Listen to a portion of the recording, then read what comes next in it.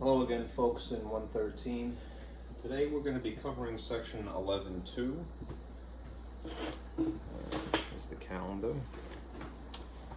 To confirm. Let's see what I didn't do. And cross off last time. That's more satisfying. Okay. Today is Thursday, April 15th. So we're covering section 11.2 per the schedule, right on schedule. Very good. Okay, coming down to the wire here. Soon we will be finished. Just a few more weeks. All right.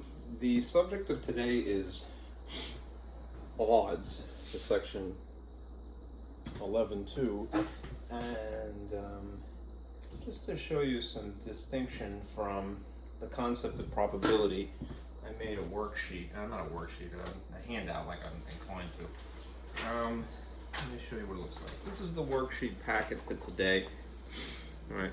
This first page is to compare what we know already or what we've established about probability versus what we're going to be covering now, odds. Often people conflate the two. Okay. And they're related, but not exactly the same thing. There are formulas I have tried to summarize here. This is calculating probability on the left side here, and this is calculating odds on the right side. Now, if you happen to be in a situation where you're given probabilities, but you're asked to calculate odds, there are formulas for that, right? And similarly, if you're asked to calculate a probability, but you're given information in odds, you could use this formula, or a second one, in which case you're just going to replace one letter for another. All right. Let's see. This information is summarized here as well. This is the information I stole straight from your textbook. All right. So if you prefer this, all right, because it's familiar, perhaps. All right. This is the same stuff. All right. And there's a couple of examples to do, 3 actually. Let's see if there's anything else here. No, there are 4 examples, so we will go through the 4 of those, and the solutions are there if you would prefer. Okay. I think this is top sheet here is the most important thing because I made it, right? No, seriously, I think this because I decided to compare. All right, side by side is very informative, so hopefully you will find that useful. All right, let me pull that up here and we'll discuss it. I mean, you could add notes to this page if you'd like. Okay, so here we go. Let me turn off the light firstly. Adjust the blinds, and here we go. All right. Now, one very useful tip, right? If you are reading instructions in, at least in English, all right, I can vouch for this. If you see the word in as 3 in 4, or 3 out of 4, the word in implies that you actually have a probability. So affiliate this word in with that concept. All right. And when it comes to the word to, all right, similarly, odds will be implied by this word. All right. So you will see in this context there will be 3 to 2, or 2 to 3, or 1 to 5, or 5 to 1. Odds, things like that, right? In probability to odds. They're very, very similar, all right, but they're not exactly the same thing in spite of their relationship. All right, so this much information you have from last time. Let's see. You had a sheet that was a summary of 4 rules, basically, and I put these 2 extra asterisks points above. All right, this is more or less the same information from last time, but I included it now because I want you to compare it to what is the new information. So side by side. All right. what is true? Probability is mostly written in the style of a fraction, which means there'll be an obvious top over an obvious bottom, right? What looks like a numerator and a denominator, right? And because they can be written in that style, a genuine fraction, you can convert them to a percentage, right? And that might be a little bit more natural, right? To explain some probabilities as percentages, right? If you told somebody that, well, there's a 75% chance of rain, then it's probably going to rain, right? And that gives you a warm, fuzzy feeling, a certain level of comfort, and you'll go, all right, fine, that's understandable to me, all right? By contrast, right, odds are mostly written in the style of a ratio that uses a colon, right? So perhaps to exaggerate that, all right, I'm going to emphasize these two dots here, colon, right? A fraction is a ratio too, all right, but it's a slightly more specific set of conditions, right? A non-decimal sitting over a non-decimal number, all right? When it comes to a ratio, technically speaking, it could be any decimal here and any decimal here, all right? Any sort of number, any sort of number. That's probably not what you're going to see, all right, in the subject of odds. You'll just see a regular whole number here and a regular whole number there, but you will see a colon, okay? So in any other situation, I would say, yeah, you could write it as a fraction style alternatively, all right? And you could see odds can be expressed using a fraction, so you might see A over B as well, all right? But just to try to make it distinct from this concept, try to tend to using a colon instead of a fraction bar, right? That'll help to go, okay, this is a different concept in your own mind. One thing that is for certain, all right, non-negotiable, odds can never be written as a percentage, all right? Yes, probabilities could be written as a percentage, but odds cannot be. And the reason for that is, were you to translate to a fraction, all right, odds would seem in some instances to actually exceed 1. So for example, if you had 3 to 2, right? In the style of a fraction, that would be 3 over 2, right? If you changed this or translated this improper fraction into a mixed number, how would it look, right? It would technically be 1.5, right? Which means that you would be exceeding 1, right? Now, in terms of probabilities, which can be written as percentages, what's the minimum and the maximum, right? A minimum probability is 0%, right? Which means not going to happen, all right? But a maximum probability would be 100%, right? And the key phrase there is maximum, all right? So that would be exactly 1, right? When it comes to odds, in theory, you could write them in the style of a fraction, all right? But don't try to treat them then as a percentage, which you might do intuitively, all right? Because that's misleading, all right? There's nothing more than 100%, right, in terms of probabilities, or the like. All right. Now, moving on down here, all right? Here are the 4 rules officially. At least your textbook would concur, right? And again, you have this information from last time, all right? The minimum probability, 0, otherwise known as 0%. The maximum probability is 1, otherwise known as 100%. That means that a probability is a non-negative figure, right? It is somewhere between 0 and 1. This is essentially what is summarizing that sort of algebraically, all right? There's an equals, though, so that means that 0 or 1 are technically inclusive. You've heard that phrase before, right? All right. It's between 1 and 0, but also includes 1 and 0 as possibilities. All right. Now, this was useful also from last time. If you were talking about some experiment, the sum of all probable outcomes in that situation, all right, equals 1, right? So if you were considering one specific outcome, the probability of, let's just say, A, right? Whatever that equates to as a fraction would be balanced by the collective of other outcomes, right? The group of other outcomes that are not that specific situation. Anyhow, in tandem, that is to add these things together, together, all right, they would equal 1, all right? That's useful if you're ever confronted with the question of, well, what's the probability of not A, or otherwise known as A prime, all right? That could just be a situation where you would subtract from 1, all right? You may have to translate this into some fraction, of a certain denominator, whatever it is, all right? But it's a lot less work potentially, all right? To just go, all right, well, 1, which is 100% minus whatever percentage or fractional equivalent is for actual A, right? That will tell you what is not A, otherwise known as A prime or the complement of A. Right? That's more or less a review from last time, right? And from set notation way back, right?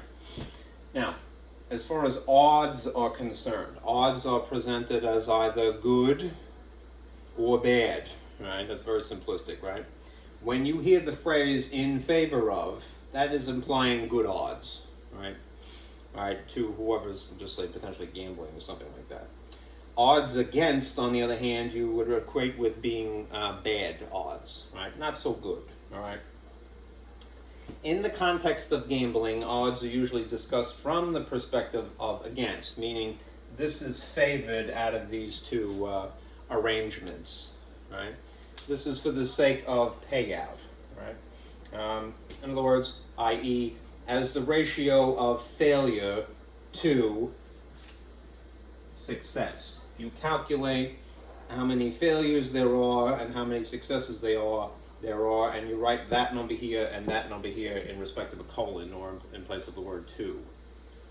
Okay? It'll make more sense as we go on. Anyhow, this is how you would write odds against, right? Failures, number of failures versus number of successes. Sorry. All right. All right. Now, what is actually possible is what probability is, right? Odds is just a practical arrangement, again, for gambling purposes, really.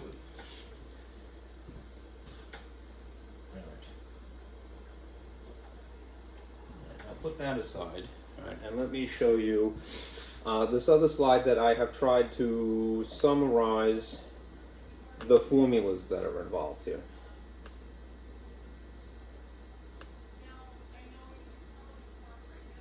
Okay. At some point I probably should redesign this because I think it's not necessarily clear enough. I like to incorporate a lot of colors, and if you make your own worksheets, which I would recommend, I do them in PowerPoint actually a lot of times so I don't have to fight with margins. Do incorporate colors, but don't do too much because it starts to lose its effect after a while. All right, let me make one little alteration here. All right.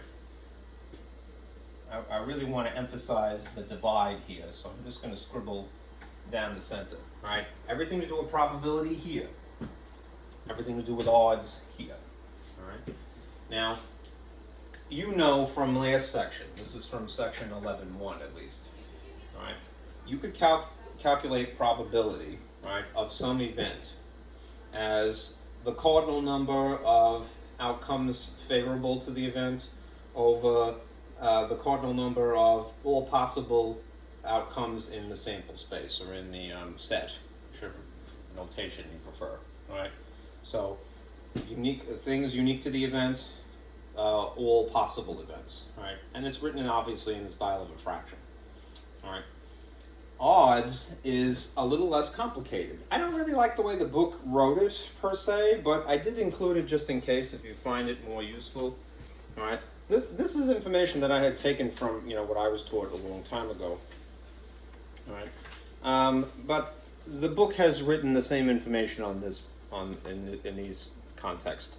All right, which is they're not wrong. I just think that to a degree they might be a little overcomplicating. Personally, again, I'm not trying to corrupt your opinion.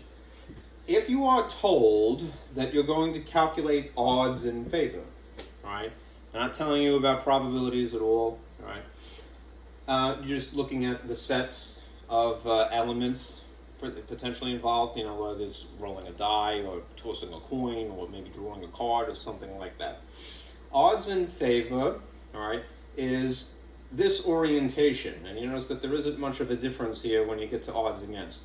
Odds in favor is the successes, basically, favorable on top, right? The key phrase here is favorable conditions on the top part of this fraction, right? And the bottom is the number of outcomes that are unfavorable, all right? So you might say fails, all right, or failures, all right? If you're just rephrasing, the question or the problem, all right, from the perspective of odds against, all you're doing is inverting this, right? You're just switching the position of favorable over unfavorable to unfavorable over favorable, right? That is success to failure, all right, to failure to success, right? If you're writing it in the style of a fraction, all right? Now, it is possible if you are asked to calculate a probability, but you're given information in odds. That's why I wrote this here, all right? The probability would be the number of outcomes favorable. Again, think of A.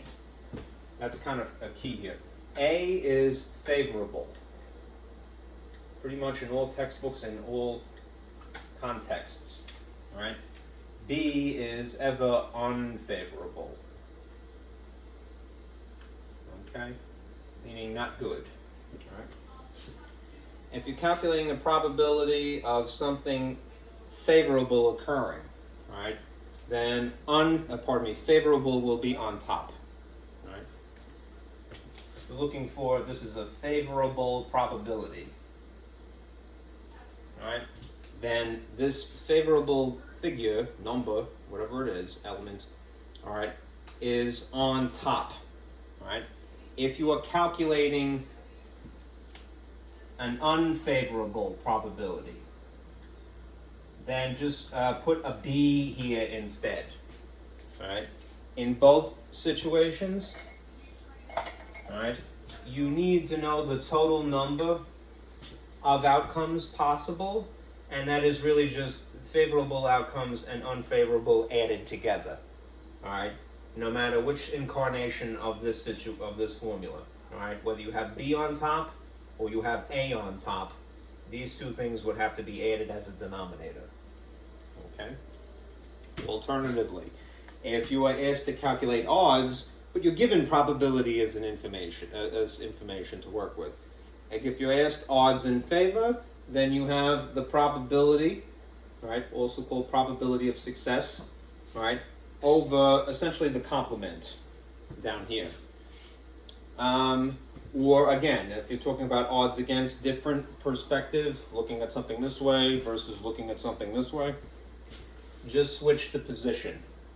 Trade the numerator for the denominator and vice versa, okay?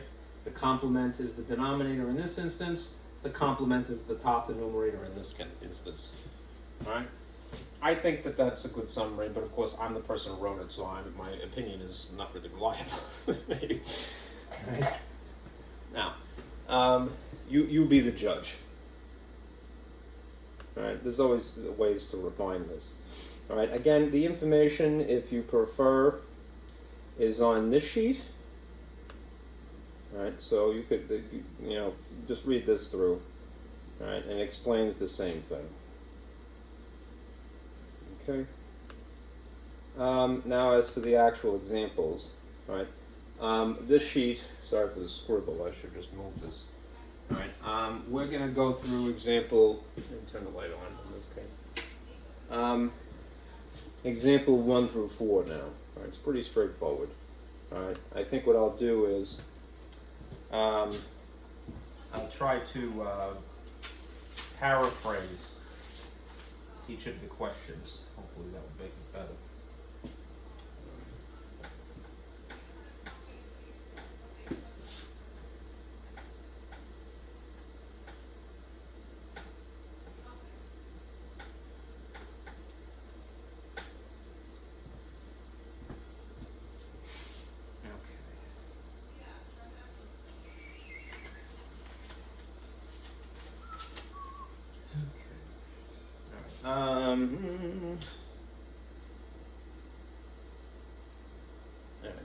turn off the projector in this event.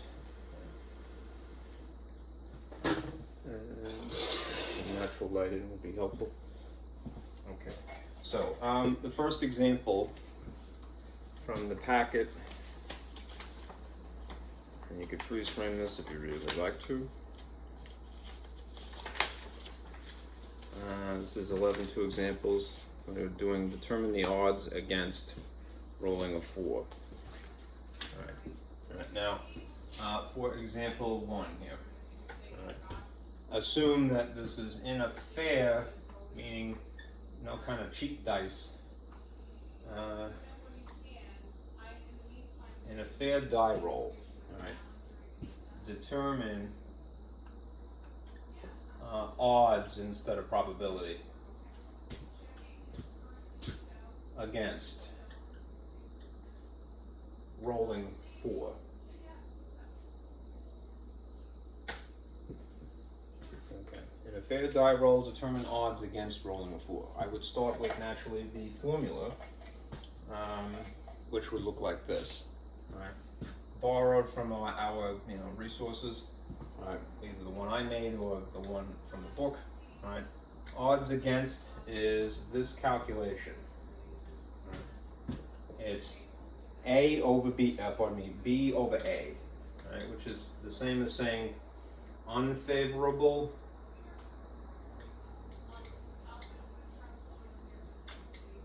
over favorable. It's oriented in this way. The only thing that you would have to do is remember, if you're talking about a die roll, all right, let's consider what would the sample space or the set look like.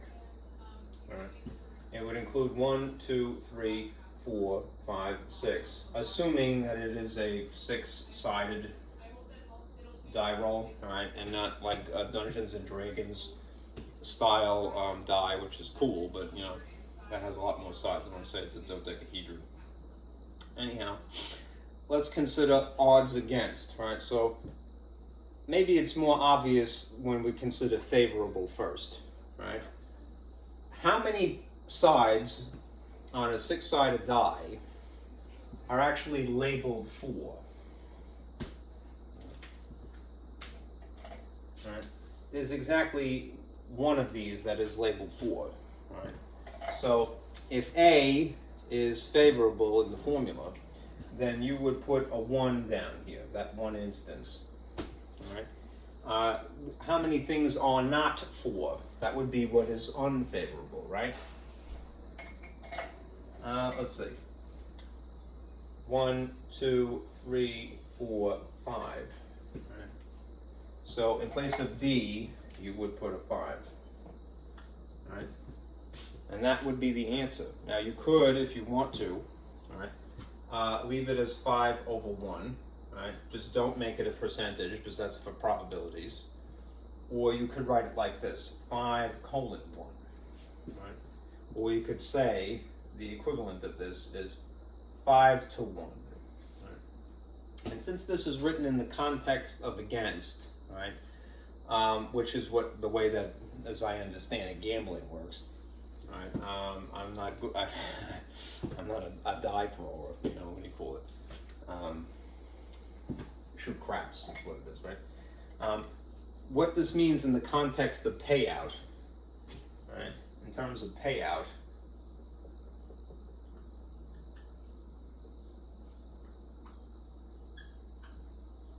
right? This means, right?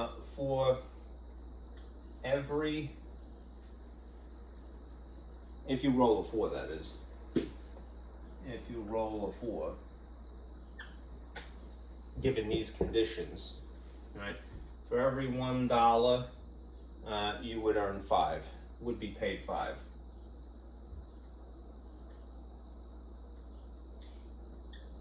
Right, at least over the long run. Right, if it's 5 to 1. These conditions, as you can see, are unfavorable to rolling a 4. Why? Because that's a minority, right? Right. There's only one side that is labeled 4. Right? So it's very unlikely that that is going to happen, right? But let's just say if a 4 gets actually rolled, all right, and it costs $1 to gamble, I guess, all right, then for every $1, if you win in this sense, all right, you beat the odds, all right, then you will get 5, right? At least you should. All right? I have very little experience gambling, so I would certainly not go to Atlantic City with this information. I'll lose my shirt and my vest and all my pens and everything else. It'll be terrible. All right, now just hypothetically, let us say that you did the same problem, and then to me this would be the most intuitive way to answer this question, just using that simple formula to answer it. Right? You don't really need to know anything other than what are the elements of the set of a 6-sided die. Right? You could answer the question using probabilities instead, which again is the way that the book has a tendency to do it. So humor me and I'll do that, the same problem, and you'll see that you get the same answer.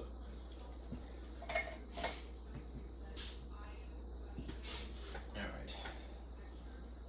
And I'll do that down here. Alright. The way that the math works, right? If you use this formula instead, my green is actually writing nicely for once, right? Odds against, but you use this formula, right? Since it's normally B over A, right? That is unfavorable over favorable.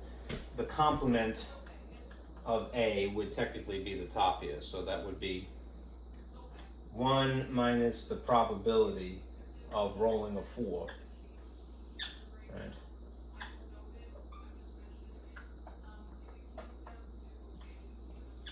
Over the probability of rolling a 4. Right. Now, if you address this question from the perspective of probability, you know that you're going to get a fraction here. Right? Let me just try to reduce the glare slightly. Where is that coming from? Is it me? No. That's funny. There's a little square here of reflection. And it's not my projector, is it? No, I don't think so. I think that's just the acrylic plastic reflecting back. So, anyhow. You could replace this with the fractional equivalent, you know. Number of events, right, favorable to rolling a 4, 1, right? Out of how many total outcomes? 6, right? In this context up here, right, you just figured out the hard part. You've gotten the probability of rolling a 4 again. So I'm going to substitute 1 over 6 here, right? That means that you have 1 minus 1 over 6 sitting on top of 1 over 6. Right? If you have you could use a calculator, of course, but if you have a whole number of 1 and you're subtracting a fraction, you would need to just disguise this as 6 sixths. All right, that's hard to say. Right? 6 sixths. All right, THS. All right. In which case, what would you get? All right. Once you have a common denominator, all right, what is 6 minus 1? This would be 5 over 6, correct? All right, and that would be the top fraction, and this would still be 1 over 6 here. All right. Now you might, just from experience, already know what's going to happen if you do good. All right, but this is known as a complex fraction. Not to digress too much, but when you have a fraction sitting on top of a fraction, as you do in this case, here's a little thought cloud. All right, this is known as a complex fraction. Right? A fraction within a fraction. It's like the inception of fractions, right? What you can do is change the orientation. Rather than have it written sort of vertically here, just write it more horizontally. So for the sake of contrast, it would be 5 on the left side of division symbol, because this line would be understood as dividing, right? And the bottom 1/6 would be on this side, right? And then you would need to remember, well, how do you divide fractions, which is really my reason for even bringing this up, right? Keep, change, flip. Okay, that is the instruction for dividing fractions. Keep the first one exactly oriented as you see it. Change this to which operation instead of division. It's opposite, right? Which is multiplication, right? And then make it legal by using the reciprocal of this, that is to flip this upside down, which means that this would be 6 sitting on top of 1 instead of the other way around. What happens when you have similar looking factor under the line and above the line, and you're multiplying essentially? You could reduce them. You can cross simplify, right? So the 5/6 would reduce to a 1 here, and this 6/1 would reduce to a 1 here, right? And then it's left over top times left over top would produce 5, right? And left over bottom times left over bottom would produce 1. And you would get to the same answer regardless, right? Right? It's a bit involved, right? It's not my favorite way of doing this, but it is mathematically possible. And examining the minutiae, I think, is a worthy use of our time, right? For a number of reasons. Number one, the number 1 that is part of the complement formula, all right, can be changed into any ratio of a number over itself, with the exception of 0, of course. Right? So in this case, it was 6/6. All right, that would be appropriate. Right? Then you have to remember how to actually subtract fractions, which is just really subtracting the top. Right? When you have a fraction sitting on top of a fraction, again, you have what is technically referred to as a complex fraction. Right? Which could be reoriented more horizontally than what it was vertically. Right? Remember how to divide fractions. You can use your calculator. There's no sin in that, but don't forget how to do stuff. All right. You keep, change, flip when you divide fractions, and the effect is that you multiply by a reciprocal. You get the same answer of 5/1 no matter what. All right. Just be aware. Save it in the back of your head. You have options ultimately. That's the reason why I mentioned it. Okay, it's an alternative. Moving on.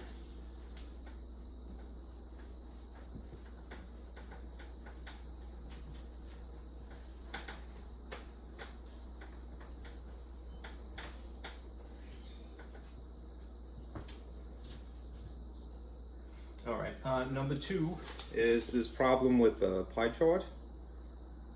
Okay, so you have a pie graph. I might need to turn on my projector in this case, just not to have to doodle it. Turn the light off. Let's see how this goes.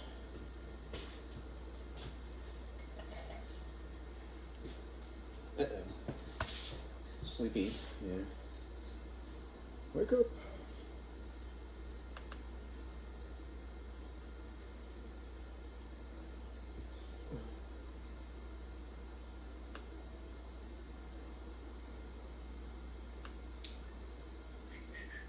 Okay. We just need this pie chart really to answer this question. Okay. The circle graph in Figure 11.4 shows the U.S. smartphone ownership in 2014. Right? If a smartphone owner is randomly selected, determine the odds against the individual owning a Samsung phone. Now, in this case, look what you're given. They're asking you about odds, all right? And what you have to work with are all percentages, right? So technically, you really should use probability incarnation here, all right? So what does that mean, all right? The formula for odds against is the one that I had just sort of alluded to a moment ago. Odds against, is that visible? Looks like it's okay. Is this formula, all right? Unfavorable over favorable, which means in the context of probability would be the complement, 1 minus the probability of the event over favorable, that's unfavorable over favorable, and that would be the probability of that event. Right? Now we could change this a little bit, modify it to the context of the problem here. All right. So let's analyze what we have here. All right. If a smartphone owner is randomly selected to determine odds against them owning a Samsung, all right, let's figure out what would be favorable first. The probability, based upon this information, of someone owning a Samsung phone, right? If you stare at the wedge that is labeled Samsung, you see that it's 27%, right? So what's 27% written in the style of a fraction instead? Right? It's 27 over what automatically, right? Over 100, right? All percentages have a denominator of 100, right? Which is kind of the reason why we like them. So in place of the formula here, you would have what is turning into a complex fraction again. You'd have 27 over 100 as this sort of bottom fraction, right? And then we really only need that information to answer the rest of the question. So, if this is 1 minus that favorable probability, then we'll just figure out, well, what is 1 whole minus the fraction? Right, 27 out of 100. What's the balance going to be? This will be, again, unfavorable or not Samsung, right, to answer the question. Right, odds against it, right? Well, think about the concept of 1 whole using the common denominator of 100. What would it look like? Right, it would be 100 over 100, right, is still the equivalent of 1 whole. So just subtract the tops. What's 100 minus 27, essentially? Put it over here. It should be 73 out of 100, right? So 73%, that is this wedge, this wedge, this wedge, this wedge, and this wedge, all added together, in theory, would be 73%, right? 42 plus 13 plus 5 plus 6 plus 7, right? Does that make sense? All right, I'm just always suspicious, so humor me while I add here. All right, 5 and 5 plus another 5 is 60. All right, plus another 13. All right, yep, 73. All right, so without having to do all of that addition, this is a way of getting it in one shot, in theory. Now, what's the denominator still? 27 out of 100. And what happens when you have a complex fraction? That is a fraction sitting on top of a fraction. You can change the orientation of it from what it is, more or less vertical, to the sort of horizontal equivalent. Sorry for the superimposing, I'm doing a lot of scribbling here. The 73 divided by, because that's this line here, all right, 27 over 100, all right? And if you have essentially a fraction divided by a fraction, again, keep, change, flip, right? That is, keep 73 over 100, change division to multiplication, and then flip 27 over 100 to 100 over 27, the reciprocal of it, right? And then you can cross out the hundreds, right? Cross simplify, the common factor here and here, without really consciously thinking about it too deeply, right, would be 100 itself. So dividing 100 by 100 is 1, in the same situation here, right? Leftover 73 times leftover 1 is 73. Leftover 1 times leftover 27 is 27. And if you prefer, you could write this using a colon, in which case the 73 would be on the left side of the colon, right? Or you could use the word 2. Right? In the context of this problem, odds against the individual randomly selected owning a smartphone, that is, odds against is basically not having a smartphone, is 73 to 27, right? If you could reduce this as a fraction, I would try to, but it isn't going to happen in this case. It is just what it is. 73 over 27.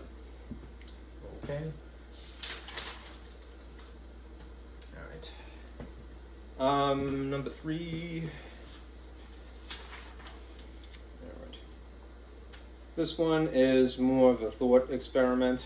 All right, because no graph here. All right. Number 3 involves a card drawer.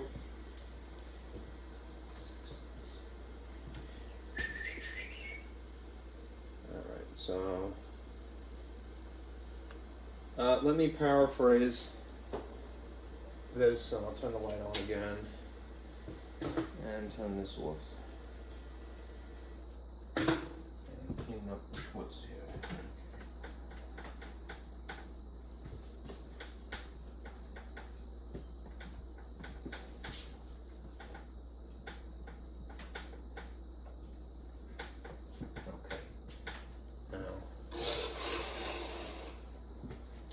Example 3. How shall I say? In a card drawer.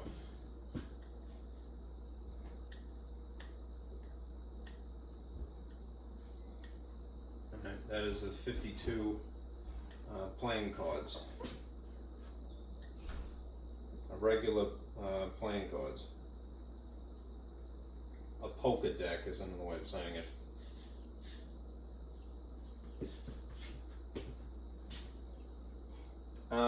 Determine 2 situations. This is a part A, part B kind of question. So let me sort of partition this so I could not have to erase too much. All right. Trying to be strategic here. A, part B, part A and B. All right. Determine the following. All right. On this side, odds in favor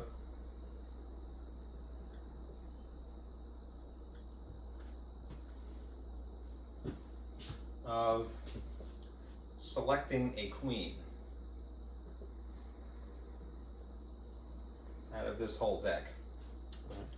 And in this situation, odds against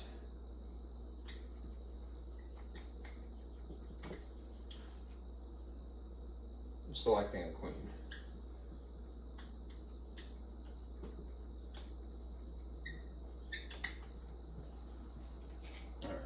All right. Again, start with the formula. All right. And also, if it helps, illustrate, write out the set of 52 playing cards. All right. So I'll put that here. I wish I had a different color. But the set would look like this. I'm kind of abbreviating in this case just because it would be very tedious to write all of them. But you know that you essentially have 1 through 13, that is an ace through a king, all right, of 4 suits. So you're going to have that of hearts. And if I had any sense, maybe I would write it in red, just at least that would sort of match the suit. So 1 through 13, that is ace through king of hearts, all right? And then 1 through 13, that is ace through king of diamonds. And then the same situation, black would be appropriate. 1 through 13, that's ace through king of, say, spades. And then 1 through 13, ace through king of clubs. This is another example of don't assume a kid, especially a little kid. All right, it's unfortunate that they may never have wielded or handled a deck of cards. Right, you would think that, well, it's the kind of thing you can buy in a supermarket, so it's like, you know, pretty benign. But for whatever reason, sometimes people just don't have that experience. Right, so as the teacher, don't do what I've done, Dodo, that you just assume that people, you know, they know what a deck of cards looks like. They don't always. All right. Okay, so these are basically a summary of what the entire set would be. All right, now, when we're calculating, we'll calculate first odds in favor. All right, and again, the very simple formula for odds in favor is this. It's A the situation what you're hoping for, over B, the situation that would not be that ideal, right? So this is favorable to a queen. How many queens essentially, because it's not specifying any particular suit, how many queens essentially are in a deck of regular 52 playing cards? Right? There's a queen of hearts, there's a queen of diamonds, there's a queen of spades, and there's a queen of clubs. So how many is that total? 4, right? So you would have, this would be the situation of in favor, right? And how many things are not that? There would be the difference of the total, 52, essentially, minus those 4, right? So down here, you would have 48, right? So it's not particularly good odds, right? It's 4 to 48, right? Which, if you lower the terms, might make it a little bit better. This would be divide by 4, divide by 4 GCF to simplify. This would be 1 to 12. 1 in every 12 cards, right, would be a queen. Right. Okay. So you have that. Actually, I should say 1 in 13 in reality, but this is from the perspective of odds, so you use a different context, different words. 1 to 12, right? There is one situation that is favorable in simplest form here, and 12 that are unfavorable in simplest form here. In reality, it's 4 to 48, but this is an easier way of talking about it. So don't say in, as I just had, say 1 to 12, right? In reality, it would be 1 in 13, right? But that's from the perspective of probability. Okay. Now, if you're asked to calculate odds against selecting a queen, you already did the, in theory, the hard work here. Odds against is almost the same formula, right? It's just inverted. So instead of it being A over B, it's B over A. So if you already figured out that it's 48 on top and 4 on the bottom, and that would be the relationship of 1 to 12, right? It would be 12 to 1 in this case. 12 to 1. Or 12 colon 1. All right?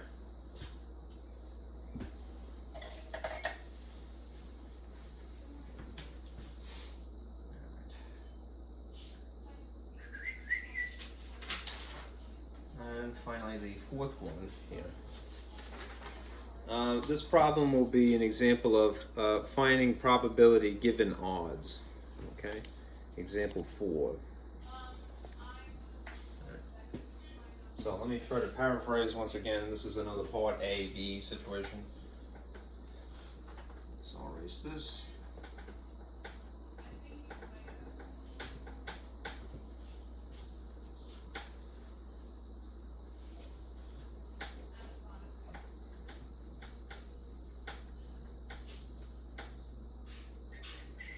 Okay.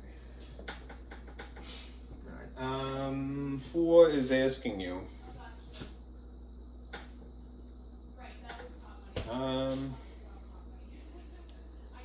If I read it, I'll just read it to you first, all right, and then I'll paraphrase what I've read. The odds against Robin being admitted to the college of her choice are 9 to 1. 9 to 2. 9 colon 2. Determine the probability that A, Robin is admitted, and B, Robin is not admitted. If you take that information and you rephrase it, a correct rephrasing of it, which I think makes it better, quite frankly, is this. Determine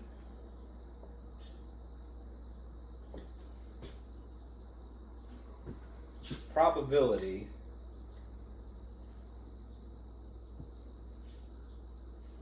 from odds. That means that you're given information in odds, the context of odds, and you could translate it to a probability, right? And there are these two situations, right? If odds against Robin, this person, are 9-2.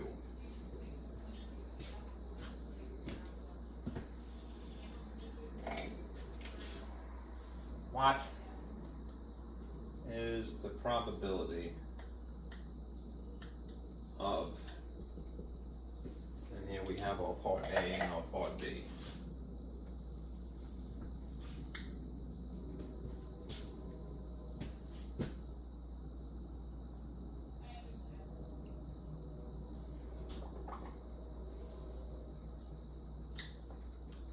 Robin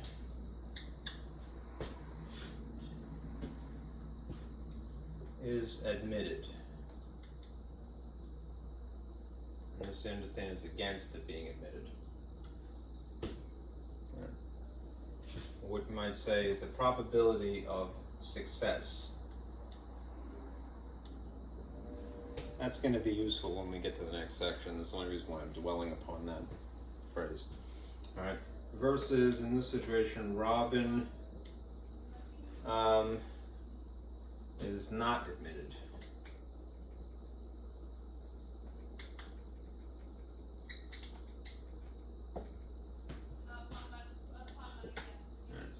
This is essentially the probability of a failure.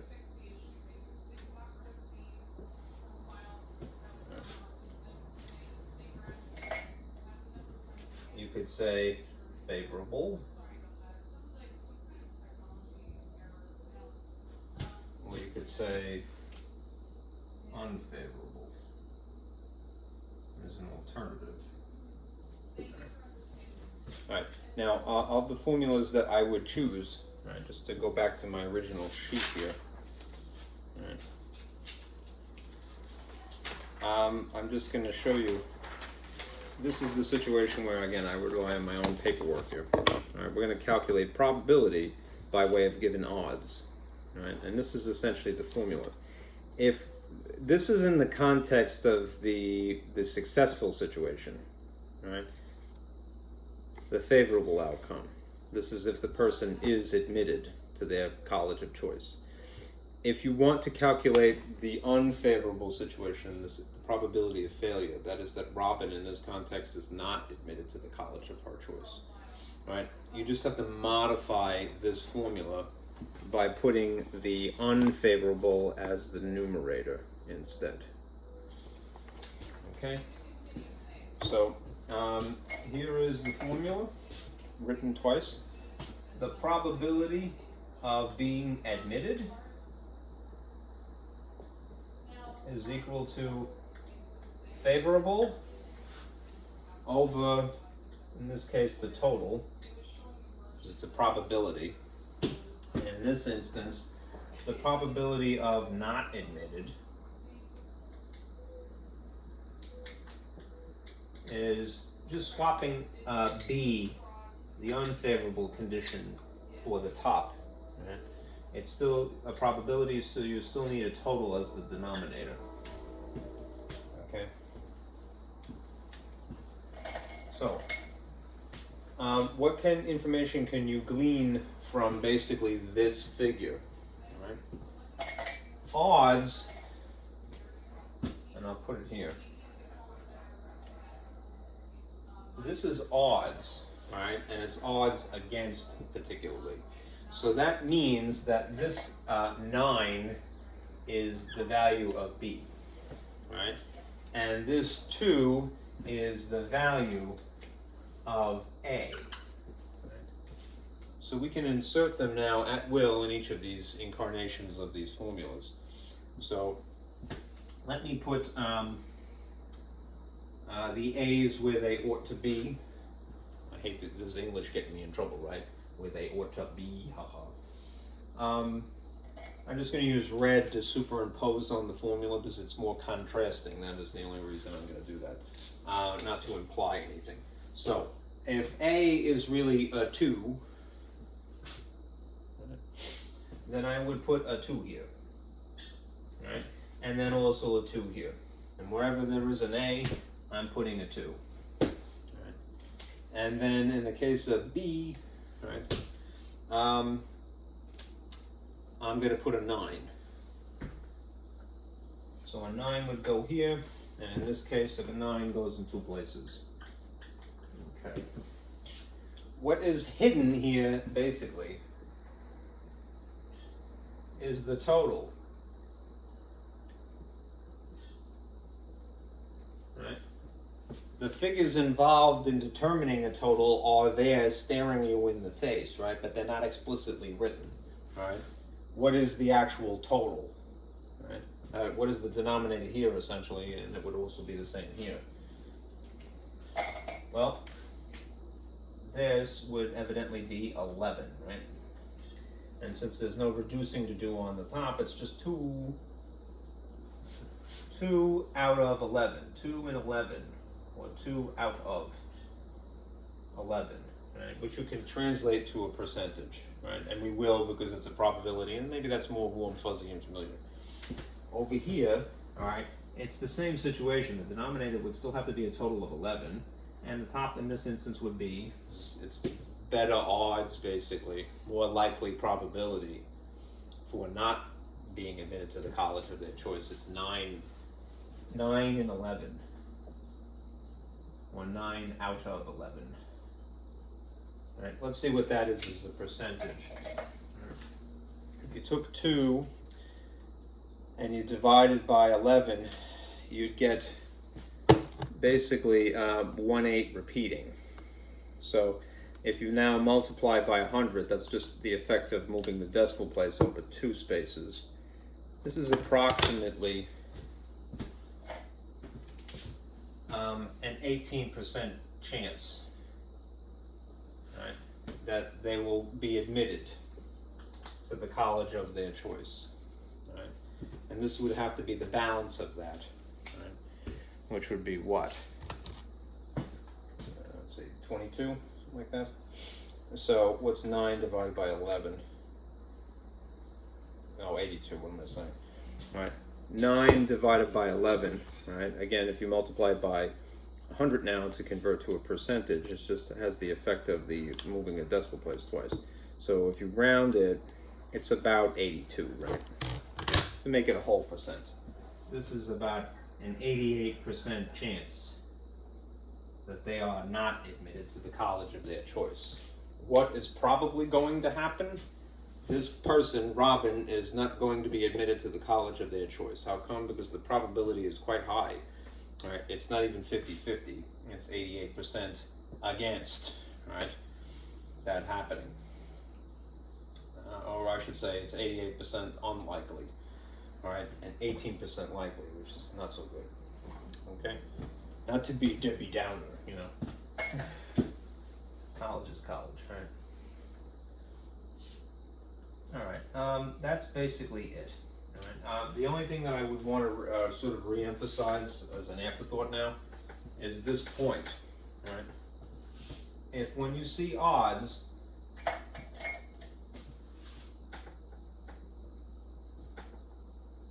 right, whether it's for or against, all right, either A colon B, or the situation of B colon A, right, because that comes from this sort of fraction, right? A over B, B over A. Realize that in either situation, whether it's in favor or technically it would be against in this case, you can get the total from adding these two. Okay? The information is essentially staring you in the face, but just not explicitly written. Okay? So that's basically it. All right? Where does that leave us? For homework, naturally, in my lab, you want to do section 11.2, right? Just to keep pace with the schedule. And if you are, that's good, right? So for homework, just to reiterate, right, do section 11.2 in my lab, all right, and your little square. Okay, sorry for this, I gotta get rid of this marker. All right, I'll see you on Tuesday. All right, have a good weekend. All right, be careful out there.